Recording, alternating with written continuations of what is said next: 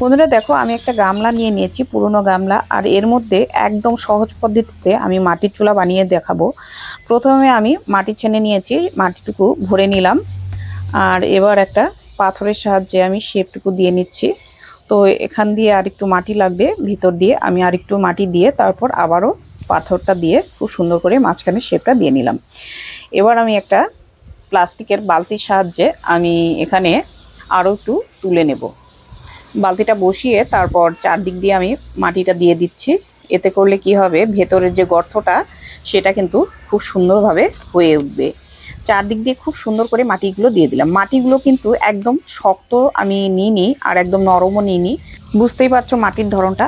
আমি একটু চারদিকে দিয়ে একটা ছোট সাইজের পাথর দিয়ে আমি একটু শেপটাকে সুন্দর করে বানিয়ে নিলাম, বাইরের শেপটা। তারপর একটু ভালো করে লেপে নিয়ে আমি শুকিয়ে নিয়েছি। দেখো 2-3 দিন পর আমি কিন্তু শুকনো হয়ে গেলে আমি মুখটা কেটে নেব। তো একটা মুখা বসিয়ে তারপরে দাগ করে নিয়ে তারপর একটা পাচনের সাহায্যে মাটিগুলোকে খুঁড়ে বের করে নিলাম। এদিকে আস্তে করে আমি বালতিটাকে বের করে নিলাম। এখন ভেতরে একটা ইট দিয়ে নিব।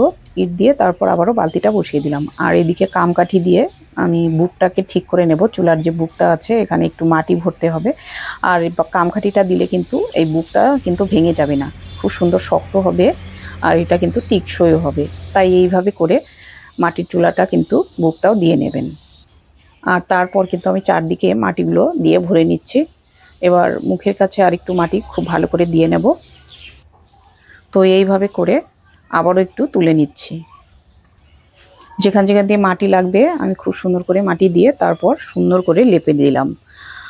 আর এবার মুখটাও কিন্তু খুব সুন্দর করে লেপে দিলাম। এবার 2-3 দিন পর আবারও শুকিয়ে নিয়েছি। আবার 2-3 দিন পর আমি কোটোটা উঠিয়ে নিলাম। তারপর ইটটা তুলে দেখো আমি ভিতরটা তোমাদেরকে দেখাচ্ছি কি সুন্দর হয়েছে। আর এখন আমি ঝিকটা লাগিয়ে নেব। ঝিকটাকে আমি প্রথমে মাটি দিয়ে একটু গড়ে নিলাম। তারপর আমি বসিয়ে নিলাম একটু জল দিয়ে, তারপর বসিয়ে দিলাম উপর দিকে 3 সাইডে বসিয়ে দিলাম। খুব সুন্দর করে আবার আঙুল দিয়ে টিপে টিপে একটু জল দিয়ে ভালো করে মাটিটা লাগিয়ে নেব।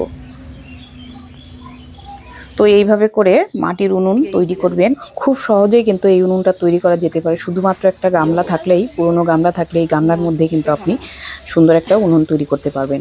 আর কাঠের জ্বালানি দিয়ে রান্না করে খেলে সেটা কিন্তু বেশ ভালো লাগে।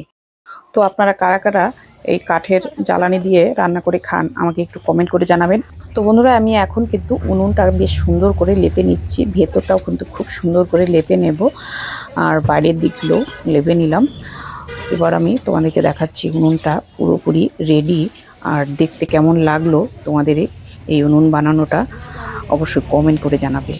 তো এইভাবেই সঙ্গে থাকুন বন্ধুরা। আবারও দেখা হবে নেক্সট ভিডিওতে। আমি দারুণ সুন্দর আবারও একটা নতুন উনুন নিয়ে আপনাদের কাছে হাজির হব। ধন্যবাদ।